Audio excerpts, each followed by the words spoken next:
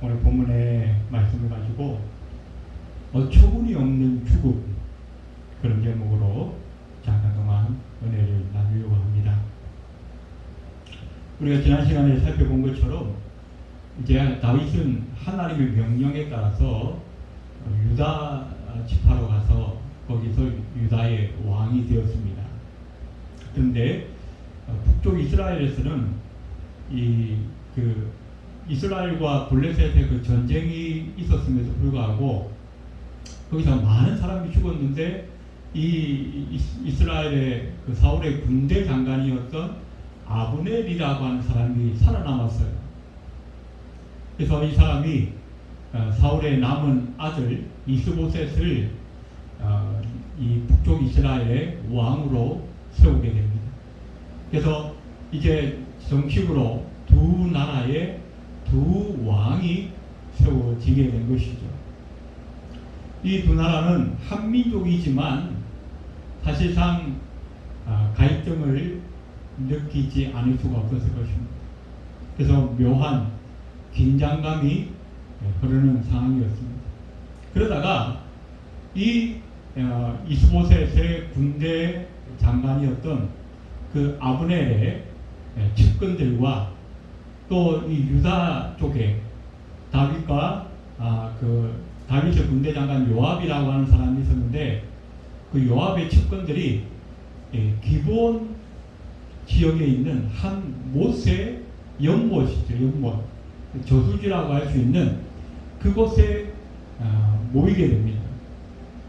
서로의 좀 이 세력을 좀 넓히기 위한 일종의 분쟁 같은 것이라고 할 수 있겠죠.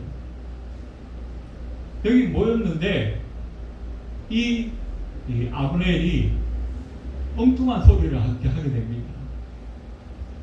너희 쪽에 12사람, 우리 쪽에 12사람을 내세워서 서로 겨루게 하자.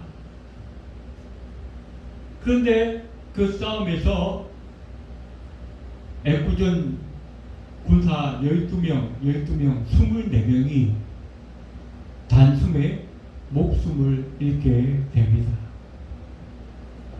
이렇게 유혈 사태가 벌어지자 두 진영은 즉각적으로 전쟁을 시작합니다. 이날의 전투는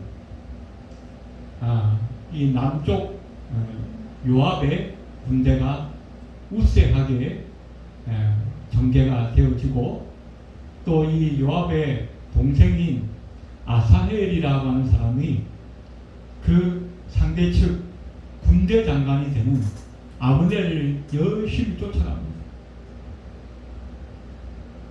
그러다가 결국 이 아사헬은 자기의 상대가 되지 않을 만큼 강한 그 아브넬에게 죽임을 당하게 됩니다. 결국 동생의 죽임을 알게 된 이 요압 장군은 결국 나중에 이스라엘과 심각한 내전을 벌이게 되는 그런 위기의 상황으로 여러 가지 사건들이 전개되게 됩니다. 오늘 본문에는 이 너무나 어처구니 없는 죽음이 전개가 되고 있습니다. 왜 이런 어처구니 없는 죽음들이 이루어지게 되었는가? 오늘 우리는 본문을 좀 살펴보면서 몇 가지로 교훈을 얻고자 합니다. 이 어처구니 없는 전쟁과 죽음은 왜 일어나게 되었는가? 첫 번째로는 지도자가 분별력 없이 행하였다는 것입니다. 오늘 14절에 보면 아브넬이 요압에게 이르되 원하건대 청년들에게 일어나서 우리 앞에서 겨루게 하자. 요압이 이르되 일어나게 하자 하매 아브넬과 요압이 좀 너무나 이 분별력이 없어 제정신이 아니었어요. 이스라엘 측의 군대 장관이었던 이 아브넬과 요압 측 다윗 측의 유다 측의 군대 장관이었던 요압이 서로 마음을 합쳤는데 어떻게 마음을 합쳤냐면 상대방의 군사 12명과 우리 측의 군사 12명을 서로 겨루게 하자. 장난치듯이 마치 흥미거리라도 되는 것처럼 그 군사들은 어떻게 해요? 일단 무장을 하고 있습니다. 군사들은 어디에 나가는 사람입니까? 전쟁에 나가는 사람입니다. 뭐 하는 거예요? 상대방을 죽이는 거예요. 군사들이 싸움을 한다, 전쟁을 한다, 이것은 곧 살상을 한다는 것입니다. 그런데 이 아브넬과 요압은 마치 장난치듯이, 마치 그 요즘 컴퓨터로 게임하듯이 그런 식으로 이 싸움을 붙였다는 것입니다. 오늘 아브넬이 말한 겨루게 하자, 이 히브리어의 샤크라고 하는 단어는 장난치다, 비웃다, 조롱하다 이런 의미가 있어요.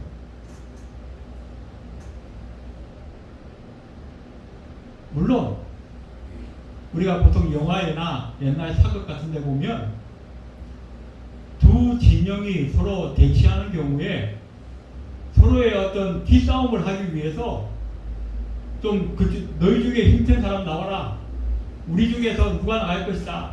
그래서 서로 무기 없이 맨손으로 힘겨루기를 하거나 서로 뭐 이 무술 경연을 하거나 뭐 이런 경우는 있을 수 있겠죠. 그래서 상대방이 지면 뭐 벌칙을 준다든지 그렇게 기싸움 정도는 할 수 있겠지만 오늘 여기는 완전히 상황이 다른 거예요. 무장한 군사들이 서로 죽이고 싸우는 거예요. 그런데 이 아브넬과 요압은 장난스럽게 이야기를 했다는 거예요. 샤크라고 하는 단어가 장난치다 그런 의미가 있어요. 아니 생명을 걸고 사람이 서로 죽이는 싸움에 어떻게 장난스럽게 이야기할 수 있느냐는 겁니다. 이 두 사람은 지금 뭐예요? 지도자로서의 자격이 전혀 없는 거예요. 전혀 사리 분별을 못하고 있는 거예요. 요압도 마찬가지예요. 아브넬이야 원래 그런 사람, 그런 사악한 사람이니까 그럴 수 있다고 하더라도 요압은 좀 다르거든요. 다윗의 신복이었어요. 다윗과 함께 하나님을 신뢰하면서 하나님을 쫓아다녔던, 하나님 말씀을 쫓아 살려고 했던 그런 사람입니다. 그런데 이 요압은 왜 그랬을까요? 아마 두 가지로 예측할 수가 있는데 우리 편 군사가 반드시 이길 것이다 라는 확신이 있었을 것입니다. 우리 편 군사가 무엇을 하든 어떤 걸 하든 무조건 이길 것이다. 또 하나는 이 요압의 자존심이 걸려있는 문제입니다. 야, 상대방이 먼저 싸움에 걸어오는데 내가 피할 수 없지, 내가 거절할 수 없지, 무조건 같이 붙어야지. 그 자존심이, 알량한 자존심 때문에 자기의 사랑하는 군사들이, 자기의 부하들이 생명을 잃을 수도 있다는 사실을 미처 생각하지 못했던 거예요. 그 자존심이 앞서가지고. 오늘 16절에 뭐라고 합니까? 각기 상대방의 머리를 잡고 칼로 상대방의 옆구리를 찌르매 일제히 쓰러진지라. 뭐 크게 뭐 다투고 싸우고 한 것도 아니에요. 서로 상대방의 머리를 잡고 옆구리를 칼로 찔렀어요.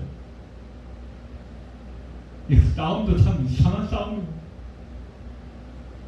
그리고는 12명이 그 자리에서 24명이 그 자리에서 다 죽었어요.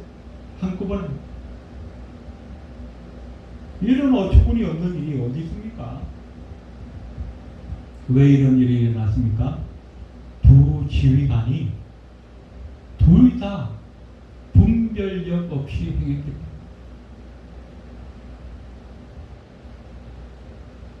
그래서 아까운 군사들 24명이 아무런 의미도 없이 아무런 목적도 없이 그냥 개죽음 당한 거예요.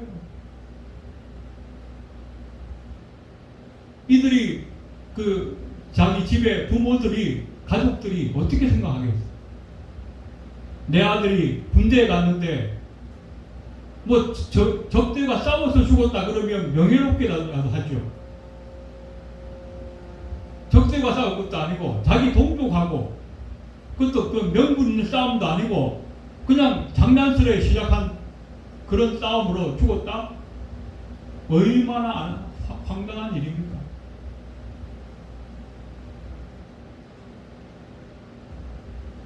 오늘 두 번째로 이 어처구니 없는 죽음이 왜 일어나는가? 두 번째는 하나님이 주신 장점을 제대로 관리하지 못했기 때문이라고 말씀하고 있습니다. 오늘 18절에 보시면 그곳에 스루야의 세 아들 요압과 아비새와 아사헬이 있었는데 아사헬의 발은 들 노루같이 빠르더라. 이 스루야라고 하는 사람은 다윗의 누이가 되는 사람입니다. 그래서 요압과 그 아비새와 아사헬 이 세 사람은 다윗의 조카가 되는 거예요. 요압, 아비새, 아사헬 이 세 사람은 형제가 아닙니다.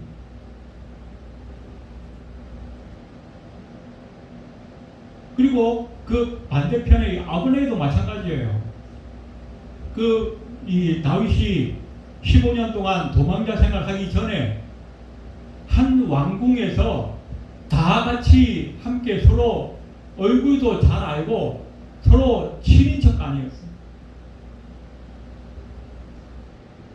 그런데 그 중에 오늘 이 특별히 성경이 주목하고 있는 인물 아사헬이라고 하는 사람이 이 아사헬은 남미 감히 따라오지 못하는 특별한 장기가 있었는데 재능이 있었는데 엄청나게 빨리 달릴 수 있다는 거예요. 들 노루같이 빠르더라. 들 노루같이.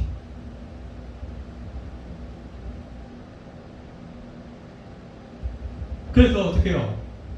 장난스레 시작한 이 싸움에서 유혈 사태가 벌어지게 되니까 곧바로 전면전으로 전개가 돼요. 그런데 이 북쪽 이스라엘 이 아브넬 측의 전세가 좀 불리하게 되니까 도망을 가게 됩니다. 이 유다 측의 요압의 군대들이 쫓아가는. 근데 그 중에 이 아사헬이라고 하는 사람이 자기가 빠르니까 어떻게 해요? 빨리 가서 적장을 내가 잡아야겠다. 그런 욕심이 생깁니다. 그 적장이 누구예요? 아브넬. 근데 이 아브넬은 수많은 전쟁에서 산전수전 다 겪은 사람. 이 아사헬은 아직 전쟁에 그런 많은 경험을 갖지 못했어요. 여러 가지 전술적인 그런 능력으로 봤을 때도 이 아사헬은 아브넬의 상대가 되지 못한 거예요. 그럼 어떻게 해요? 혼자 가면 안 되는 거예요. 둘이나 셋이나 자기 동료들과 함께 가야 돼요. 그런데 이 사람이 장점이 뭐예요? 발이 빠르다. 달리기를 빨리 했다는 얘기죠. 그러니까 빨리 쫓아가다 보니까 어떻게 해요? 자기 동료들이 미쳐 따라가 주지를 못했어요. 아브넬과 거의 1대1 관계가 된 거예요. 근데 아브넬이 이 아사헬을 잘 알기 때문에 죽이고 싶지 않았어요. 비록 지금 전쟁을 하고 있는 상황이지만 요압도 잘 알고 또 다윗도 너무나 잘 알기 때문에 이 아사헬을 죽이고 싶지 않아요. 그래서 야야 차라리 내 부하들 중에 한 사람을 대적해라. 상대해라. 내가 너를 죽일 이유가 뭐가 있겠느냐. 그런데 이 아사헬은 어떻게 욕심이 났어요. 자기의 그 빠른 달리기를 과신했던 거예요. 실력은 별로 없는데 그냥 빠르니까 내가 무조건 할 수 있다고 자신감을 가지고 달려들었지만 접수가 되지 못했어요. 한순간에 아브넬이 뒤로 창을 내밀었는데 그 창이 배를 찔러 죽임 당했다라고 성경은 말씀하고 있습니다. 너무 빠르니까 다른 동료들이 같이 와서 도와주지 못했고, 너무 빠르니까 그 속도에 그냥 창을 살짝 내밀기만 해도 배에 찔러 죽었다. 이 말은 무슨 말입니까? 이 아사엘은 왜 죽었어요? 너무 빨라서 죽었어요. 차라리 다른 사람들처럼 적당히 쫓아갔더라면 죽지 않았을 텐데 너무 빨리 가다 보니까 죽었어요. 하나님이 주신 장점을 제대로 관리하지 못했다. 하나님이 야 너 아브넬한테 빨리 쫓아가서 창에 찔러 죽으라고 그렇게 빨리 달리게 그 재능을 주었을까요? 아멘. 우리 사람은 누구나 다 하나님께서 주신 재능이 있습니다. 남보다 좀 더 잘하는 게 있어요. 그걸 어떻게 잘 관리를 해야 돼요. 잘 발전시켜서 어떻게 하면 내가 하나님께 영광을 돌릴 수 있을까? 또 장점은 태어나자마자 갑자기 막 이렇게 남보다 뛰어난 그런 장점이 있는 게 사실 그런 경우는 별로 없죠. 베토벤이나 뭐 모차르트나 그런 천재가 아닌 이상은 그런 경우는 잘 없어요. 그래서 꾸준히 이걸 발전을 시켜요. 연습하고 또 훈련하고 하면서 발전을 시키는 거예요. 그렇게 개발되고 발전이 되면 남들보다 뛰어난 능력으로 소유할 수가 있어요. 그 다음에는 어떻게 해요? 이걸 내가 잘 관리해요.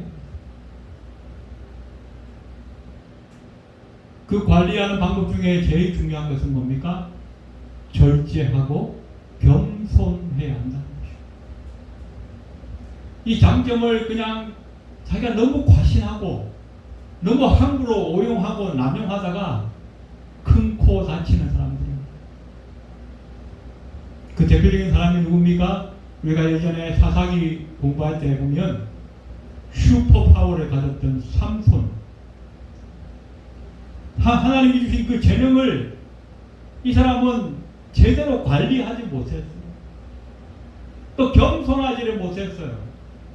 그래서 그 엄청난 블레셋 군대들을 어떻게 해요? 자기가 혼자 다 상대할 것처럼, 다 무너뜨릴 것처럼 교만하게 행하다가 한 여인 들릴라의 꾀임에 빠져서 머리를 다 잘리고 눈도 뽑히고 나중에는 소가 돌리는 그 연자맷돌을 자기가 돌리면서 고생하는, 그것뿐만 아니라 자기 자신뿐만 아니라 어떻게 해요? 온 이스라엘 나라를 송두리째 나락으로 떨어뜨린다.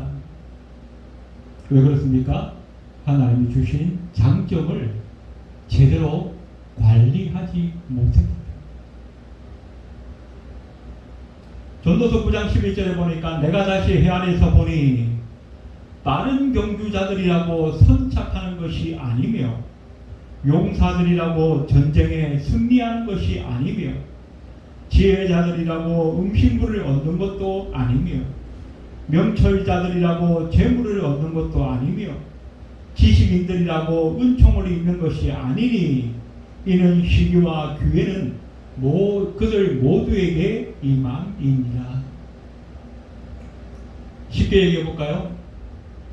내가 능력이 대단하다고 해서 다 승리하고 성공하는 것이 아니라,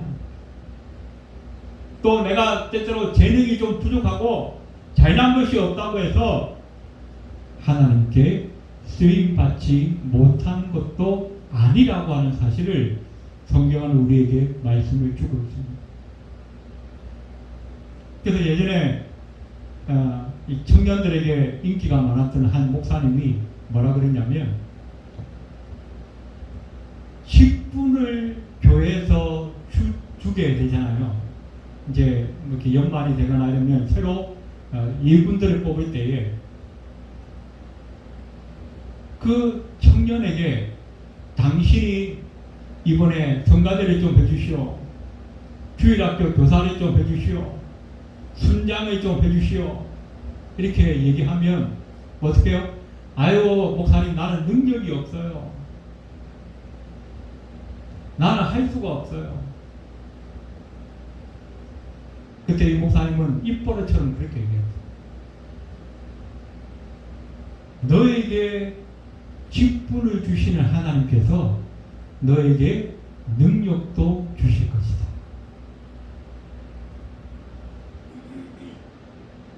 네가 할 수 있는 직분을 달라고 기도하지 말고 너에게 맡겨진 그 직분에 맞는 능력을 달라고 기도해라.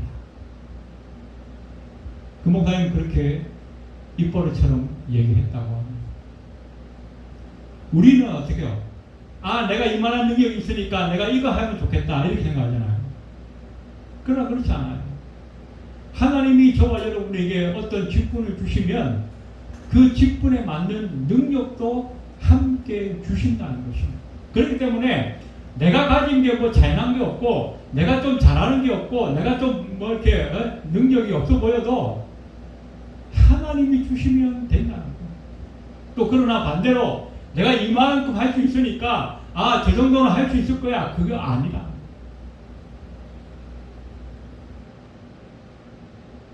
하나님은 우리에게 재능을 주십니다. 능력을 주십니다. 그러나 그때 우리가 해야 할 건 뭐예요? 겸손하게 하나님을 바라보면서 그 능력을 잘 관리하는 것이 필요하다. 고린도전서 9장 25절에도 이기기를 다투는 자마다 모든 일에 절제하라고 말씀합니다. 내가 이만한 능력이 있으니까 막 내 능력대로 막 휘두르고 다니는 게 아니라. 여러분 요즘 좋은 차들이 얼마나 많이 나왔습니까? 막 200km까지 거뜬하게 나가는 차들이 많아요. 그런데 좋은 차는요, 속도가 빠르다고 좋은 차가 아니에요.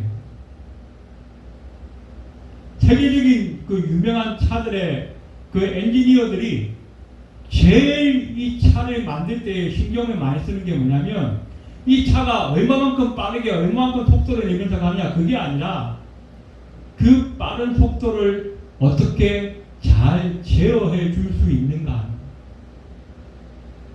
200km 가다가 앞에 장애물이 나타나면 10초, 20초 사이에 즉각적으로 브레이크를 밟아서 그 차를 멈출 수 있는 기술, 그 기술이 이 자동차를 최고의 수준으로 올려놓는 기술이라는 것이죠. 만약 그렇지 않다면 어떻게 했어요? 200km 가다가 앞에 장애물이 보여요. 100m 앞에 있어서 바로 다 추돌할 수밖에 없어요. 그런데 최대한 짧은 거리에 멈출 수 있게 하는 기술, 그 기술이 자동차 기술의 핵심이라는 거예요. 우리의 삶도 마찬가지입니다. 하나님이 우리에게 능력 주셔서 우리가 잘 나갈 수 있어요. 남들보다 뛰어나게, 남들보다 빠르게 성공의 그 길을 향해서 열심히 나아갈 수 있어요. 그러나 그보다 더 중요한 것은 하나님이 멈추라고 할 때 멈출 수 있는가? 하나님이 그만하라고 할 때 그만할 수 있는가? 그것이 되지 않는다면 그 인생은 아무리 빨리 가고 아무리 잘 나가도 의미가 없다는 것이죠. 세 번째, 오늘 이 어처구니 없는 싸움은 왜 일어나게 되었는가? 명분 없는 싸움을 했어요. 오늘 세 번째는 보면 이 두 지도자의 분별력 없는 지위로 인해서 24명이 무고한 희생을 하고 전쟁은 정면전으로 벌어지게 됩니다. 두 나라, 두 진영이 막 피 터지게 싸우는 거예요. 이미 아사엘뿐만 아니라 수많은 사람들이 죽었어요. 오늘 26절에 보면 아브넬이 요압에게 이렇게 말합니다. 아브넬이 요압에게 외쳐 이르되 칼이 영원히 사람을 상하겠느냐? 마침내 참혹한 일이 생길 줄을 알지 못하느냐? 네가 언제 무리에게 그의 형제 쫓기를 그치라 명령하겠느냐? 전쟁이 치열해지고 자기들의 이 북이스라엘 측이 불리한 상황이 되니까 이미 많은 사람들이 죽어나가는 거예요. 그쯤 되니까 이제야 이 아브넬이 정신을 차린 것 같아. 아, 지금 우리가 지고 있구나. 심각하구나. 그래서 요압에게 자, 이제 우리 전쟁을 좀 그치자. 휴전하자고 이제 제의를 하는 거예요. 그러면서 뭐라고 합니까? 네가 언제 무리에게 그의 형제 쫓기를 그치라 명령하겠느냐? 이제 와서 어떻게 해요? 너희와 우리는 형제라고 합니다. 이제 와서 이미 늦어버렸는데 수많은 사람이 죽어나갔는데 이제 와서 우리는 형제다? 이 아브넬이 왜 이렇게 지혜가 없는지, 왜 이렇게 어처구니가 없는지 이해할 수가 없습니다. 좀 처음부터 그 기본 목가에 서로 앉았을 때부터 아, 저쪽은 우리와 동족이야, 형제야. 좀 그런 의식을 가졌더라면 이렇게 수많은 사람이 죽어나가지 않았겠죠. 지난번에 제가 다른 설교 시간에 한번 말씀드렸는데 우리는 서로 싸워야 할 대적이 누구인가를 잘 모를 때가 많아요. 우리가 싸워야 할 대적은 사탄마귀예요. 이 세상의 정세와 권세를 잡은 악한 영들에게 대함이라고 바울은 말씀하고 있습니다.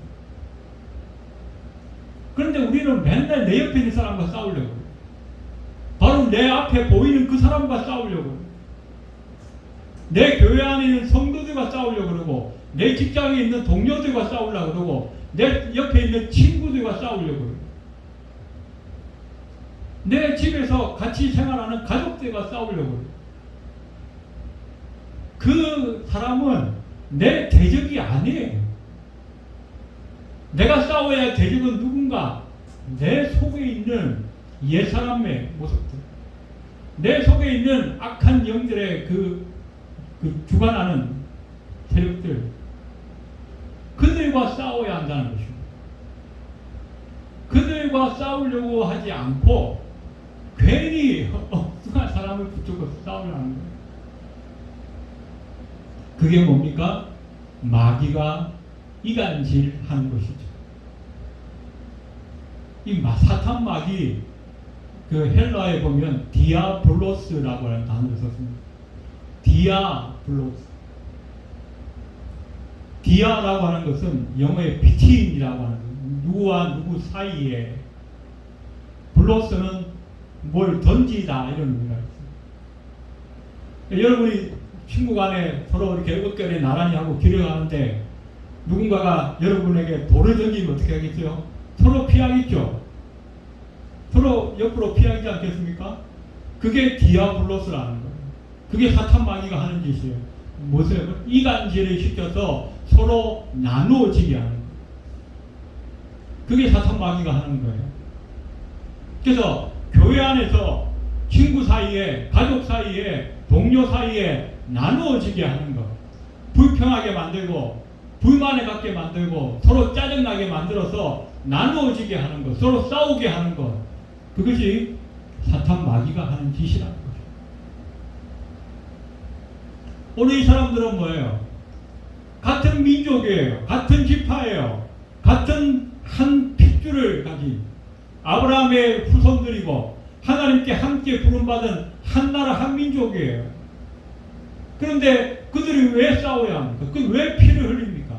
명분도 없고 의미도 없고 아무런 목적도 없어요. 그들이 블레셋과 싸워야 하고 암몬과 모압과 싸워야 되는데 왜 자기 동족끼리 싸워야 하는 거예요? 아무 의미가 없는 거예요. 궁극적으로 이 어처구니 없는 싸움은 왜 일어났는가? 하나님의 뜻을 알지 못했기 때문에 이런 전쟁이 일어났다는 것입니다. 오늘 14절에 아브넬이 요압에게 이르되 원하건대 청년들에게 일어나서 우리 앞에서 겨루게 하자. 요압이 이르되 일어나게 하자. 아브넬이 우리 청년들을 일으켜서 우리 앞에서 겨루게 하자. 이 말은 뭐예요? 우리 앞에서 장난치게 하자. 재미거리를 삼겠다는 거예요. 흥미거리. 마치 전쟁놀이 하는 것처럼, 컴퓨터로 전쟁놀이 하는 것처럼 그렇게 장난스럽게 생각했다는 거예요. 아무리 이 구절을 눈씻어 봐도 명분도 없고 목적도 없어요.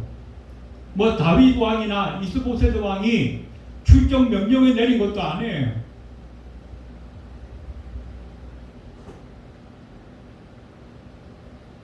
정말로 굳이 이 전쟁을 시작해야 할 사람이 있다고 한다면 바로 다윗입니다. 다윗이 어떻게 했어요?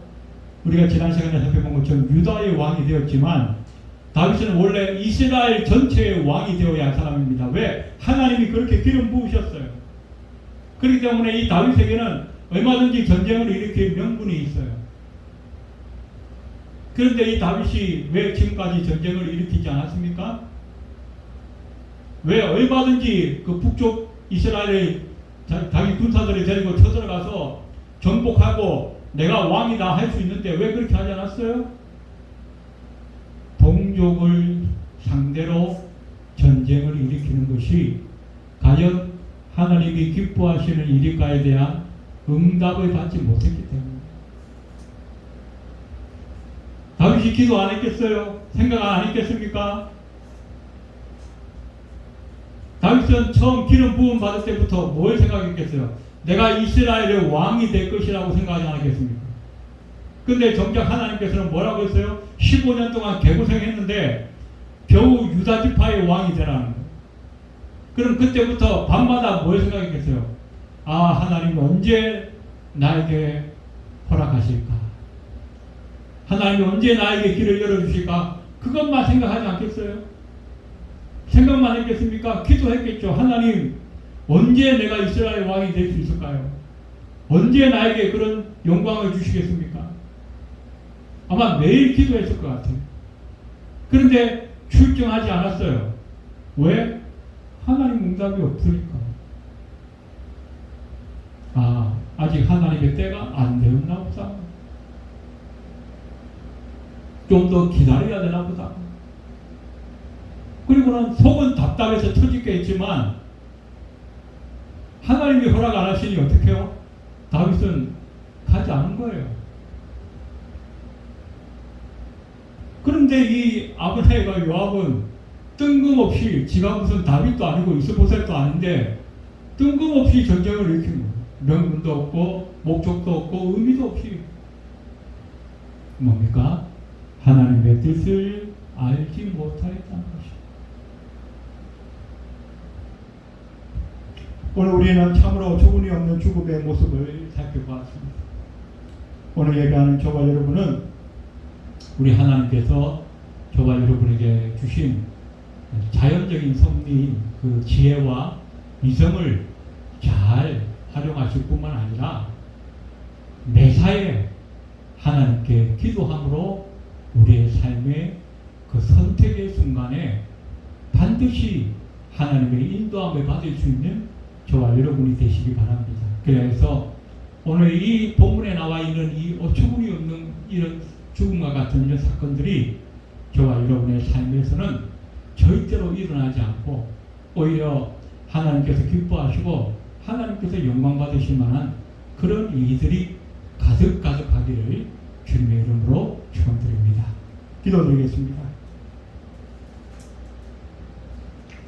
고모신 하나님, 오늘 참으로 어처구니 없는 죽음을 보았습니다. 명분도 없고 의미도 없고 목적도 없는, 하나님의 뜻을 알지 못하였기 때문이었고, 그들이 무분별하여, 또 아사엘과 같은 사람은 하나님이 주신 자기의 장점을 잘 관리하지 못함으로 인하여서 이런 어처구니 없는 사건들이 일어났습니다. 오늘 예배하는 우리들에게는 하나님 참된 지혜와 능력을 주시고, 무엇보다 우리의 매사에 기도할 수 있는 믿음을 허락하여 주셔서 하나님의 인도함을 받으며 살아갈 수 있는 은혜가 있게 도와주시고, 그 삶을 통하여 날마다 하나님께 영광 돌릴 수 있도록 주님 축복하여 주시옵소서. 예배를 마치고 돌아가는 발걸음 위에도 함께 하여 주옵소서. 예수님의 이름으로 간절히 기도드리옵나이다. 아멘.